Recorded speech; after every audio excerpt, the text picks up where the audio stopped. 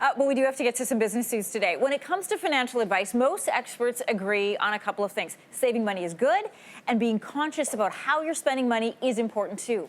But those strategies can be taken to an extreme, and let's be honest, some people can be just cheap. Here to tell us the warning signs and why being cheap isn't necessarily a good thing is CTV's chief financial commentator, Pattie Lovett-Reid. Good to have you here. Okay, come on, let's just acknowledge we all know someone who is cheap. We're not talking frugal, we are talking all out cheap. Pattie, what is the difference? Because some people, I think, don't know they're cheap. Well, you know, I think that's fair. And I hate to say this, but why not? I'm on national television. At the end of the summer, we assessed some of the guests that came to our cottage and did. And all my blogs I get from real life. And I said, some people were really cheap and others were not. Now, cheap doesn't mean that, let's say you come and you bring something from the heart, a preserve, something small.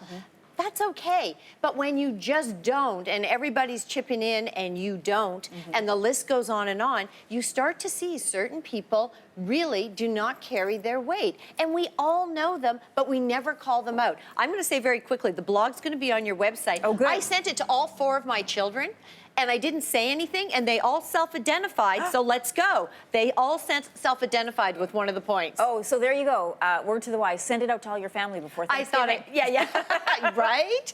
All right, take us through the signs that you are cheap. How can we self-identify, maybe? Okay, so the first one is you never offer to contribute. I mean, we all know that person. You go out for lunch with someone and they don't offer. Or everyone is bringing something and they do bring something, but it's the least expensive thing. Let's say they offer to bring wine, but they bring the cheapest wine, and yet they drink the most expensive. Yes. You know that person. Yes, we all do. What's some advice that you can give, signs that you've gone from frugal, being, really good about watching your money, to just being cheap? You know, if you can't afford to go out, don't go.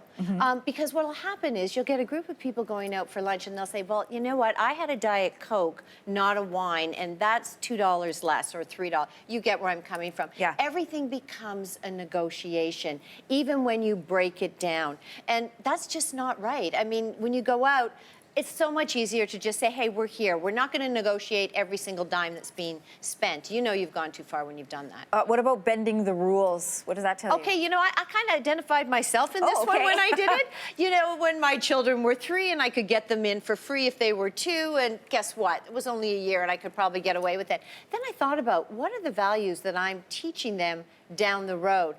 We all know someone who smuggled something into a theater to eat that rather than buy from the Why are you smiling? Never mind, Pattie. Okay, fine. We all know those people that bend the rules to themselves to save a little money. You pressure others for freebies. How does that work? Well, I didn't do this myself, but I have seen it happen where we have makeup artists. And so I'd love to have my makeup done for a Saturday night. I'm not at work, but would you mind doing it? Because you know what, you're just my friend, or your hairdresser, or someone who is, you know, I've had someone come and organize my closet, and they said, don't worry about it, you're a friend. I said, no, you're in business. Yeah. I'm going to pay you. For your time, For your time. Recognize people, their time, its value, and its money. Don't be cheap. So if you're not doing that, then you are cheap. I think so. What about showing up empty-handed? You touched on this already. Yeah, well, I did show. Yeah, people show up empty-handed all the time, and I don't know if it's a feeling of entitlement. Is it cheap or bad manners? I think it's a combination of both. Okay. And I think that you need to stand back. And you mentioned holiday season. Holidays are coming up. Don't ever show up empty-handed. If you can't afford something that's of significant cost, no one's expecting that. Just be generous, or be at least generous of your time and help out.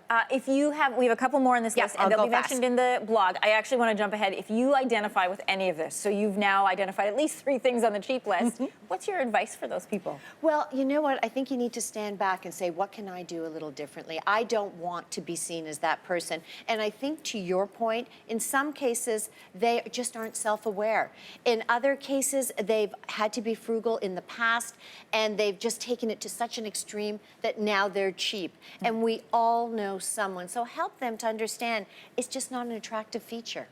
You know what I think? I think if you're financially cheap, you're emotionally cheap.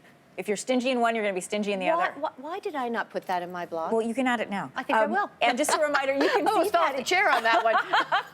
You can find out more of Pattie's tips, and they're great. Her blog is on our website, yourmorning.ca. You know, you might want to forward it to some people before the holidays. Thanks for watching. If you like this, be sure to subscribe here. And you can check out more Your Morning videos right here.